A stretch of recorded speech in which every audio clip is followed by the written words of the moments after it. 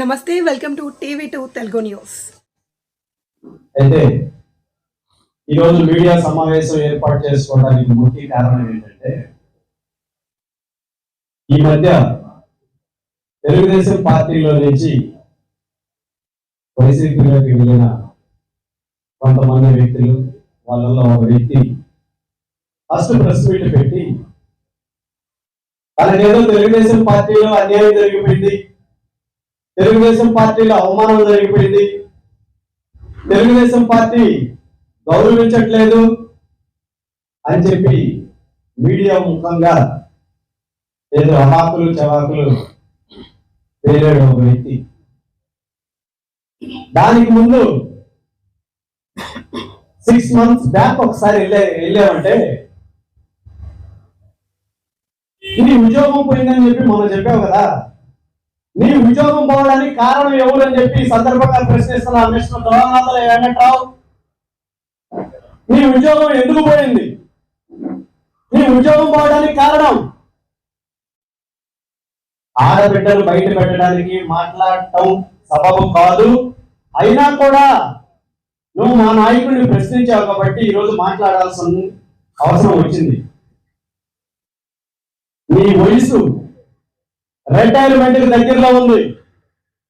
కొద్దిగా సిగ్గు శరం లేకుండా ఒక ఉన్నత పాఠశాలలో ఒక పాపని నువ్వేం చేసావో తెలీదా?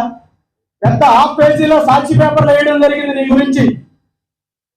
బాలీవుడ్ హీరోలాగా నిన్ను పబ్లిసిటీ చేసింది ఎవరు? నువ్వు ఆ రోజు స్కూల్లో ఏం చేశావు? ఆ రోజు నిన్ను ఎంతమంది తన్నారు? దానికి కారణం నువ్వే కదా, నీ స్వయం కృపారాధమే కదా. దానికి తల వంచుకొని నువ్వు బజార్లోకి వచ్చి బ్రతకలేక తిరగలేక నువ్వు ఉద్యోగం వదిలేసి ఆ రోజు ఏం చెప్పావు? ఈ వైసీపీ వాళ్ళు పన్నాగం పన్నారు, కావాలని కుట్ర చేశారు, వీళ్ళందరూ పన్నిన పన్నాగంలో నేను ఇరుక్కుపోయాను, వీళ్ళ కుట్రలో భాగంగా నేను ఈ రోజు ఈ విధంగా అయ్యాను అని చెప్పి ఆ రోజు వైసీపీ మీద మాట్లాడింది నువ్వు కాదా అని చెప్పి ఈ సందర్భంగా అడుగుతా ఉన్నాను. ఇంకొకటి పోతే తెలుగుదేశం పార్టీ నీకు అన్యాయం చేసిందని మాట్లాడుతున్నావు. తెలుగుదేశం పార్టీ మీకు మీ ఇంట్లో 3 సార్లు కౌన్సిలర్ సీట్ వచ్చింది. మీ నాన్నకు సీట్ ఇస్తే ఓడిపోయారు, మీ అమ్మకి కౌన్సిలర్ సీట్ ఇస్తే ఓడిపోయారు. 3వసారి నువ్వు గెలవని తెలిసినా కూడా ఆ రోజు బిఎంఆర్ గారి మీద ఒత్తిడి తీసుకొచ్చి మళ్ళా 3వసారి సీటు తీసుకున్నాం. ఒకే ఒక్క ఫ్యామిలీ 39వ వార్డులో ఉంది, చేపల మల్లి గారు. వాళ్ళ ఇంట్లో ఉన్నది 4 ఓట్లు. నాయ బ్రాహ్మణ కుటుంబం నుంచి 418 ఓట్లు ఉన్నాయి ఆ వార్డులో. తనకు వచ్చిన మెజారిటీ ఓట్లన్నీ రాలా నీకు? ఒక్కసారి ఆలోచించు. పదే ఓడిపోతున్నా కూడా నీకు ఇన్నిసార్లు తెలుగుదేశం పార్టీ సీట్ ఇచ్చింది, నిన్ను గౌరవించింది. నువ్వేం చేశావు? 2009లో ఎవరు కొట్టేశావు? 2009లో ఎవరికి ఎలక్షన్ చేశావు? గుర్తు తెచ్చుకో.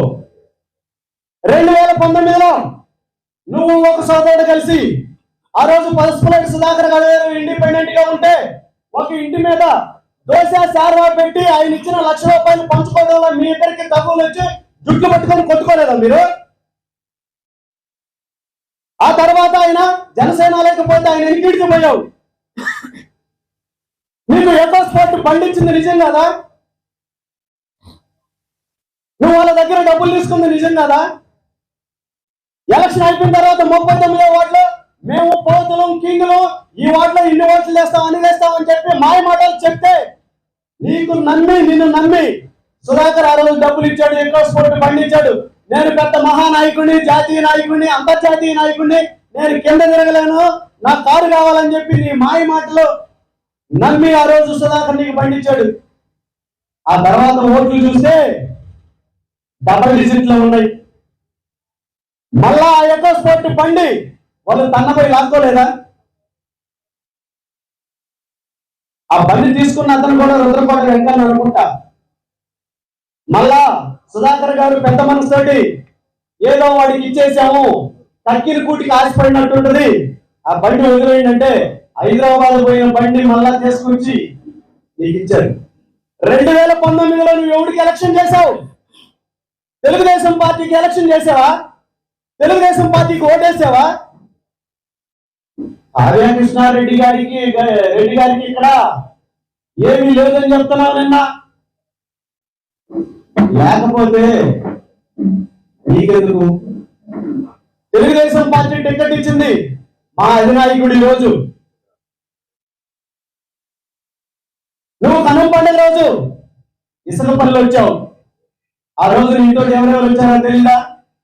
నువ్వు ఇసుకపల్లి నుంచి ఎక్కడికి వచ్చావు? నేరుగా కావ్య కృష్ణారెడ్డి గారి ఇంటికి వచ్చావు.